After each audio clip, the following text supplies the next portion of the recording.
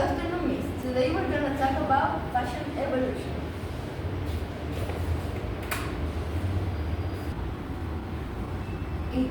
First of all, it origins in Egypt and Mesopotamia. Then, in the Middle Ages, fashion began to vary more by region. Nobles wore luxurious fabrics, while peasants were dressed in simple garments. In the Rocky era, women wore white dresses with bell-shaped skirts, as we see there, necklines or large ruffs, dark colors, and rich fabrics, such as velvet and silk. Men wore fitted doublets, hose or short trousers, and elaborated cloaks. Later on, the French suits became popular. In the Rococo era, women wore exaggerated dresses, like we see here, and pastel colors, floral, and lace and ribbons. Men wore fitted jackets, waistcoats, breeches, and shirts with ruffles.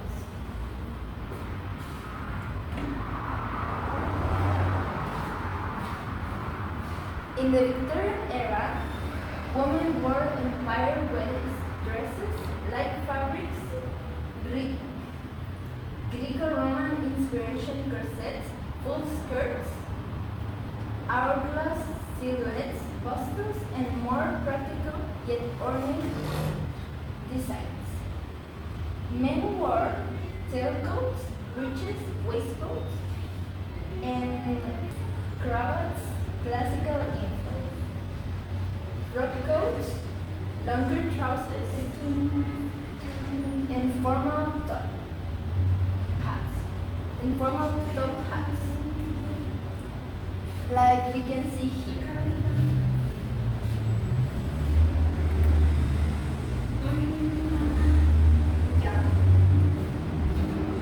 Here we got some characteristics, such as that fashion was always dictated by the royalty, and they used silk, velvet, lace, fine wool, and fur fabrics, and common people wore wool, linen, cotton, and homespun fabrics. And the jewelry was gold, silver, pearls, and precious gemstones in necklace, and earrings, bracelets, and rings. They wore also fans and hats and gloves and parcels. Now my partner Belen will talk about the 20th century. So first of all, there is 1910 and 20s. Okay. In the 1910s and the 20s, fashion shifted from restrictive styles to more practical and modern designs. The 1910s featured looser dresses and shorter hemlines due to the World War I, while in the 1920s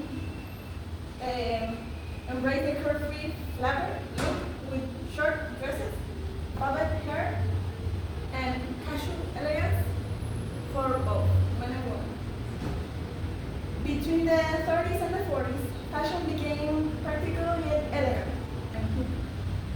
From the 40s, embraced simple tailor styles influenced by wartime needs. In the 50s, conservative elegance provided with cinches, lace dress for women, and classic suit for men because men are boring. Rock and roll introduced rebellious looks like leather jackets and jeans. In the 60s, fashion became experimental, with miniskirts, psychedelics, prints, and hippie-inspired flowing garments influenced by cultural revolutions. In the 70s, a mix of disco, that means shiny suits, and floral pants. In the 80s, excess was something good. So people would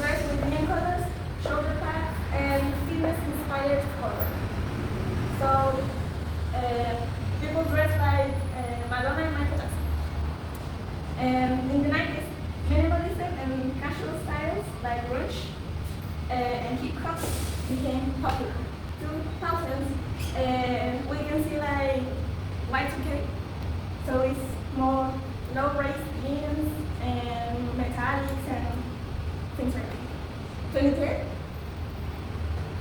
they dress in like layers, like a Disney Channel. And in the 2020, we can see a comeback of baggy clothes and Y2K. So now we are going to talk about the consequences. Fashion has social, economic, and environmental consequences. It can reinforce, it fosters self-expression, but can reinforce class divides. Economically, it creates jobs, but often relies on exploitative labor. Environmentally, fast fashion causes waste and pollution. While it inspires creativity, it also raises ethical and sustainability concerns. Clothing also can affect psychology, like we can see in the Y2K with the low-rise jeans, because it's for more like skinny persons, and it can like influence your confidence, mood, and self-perception.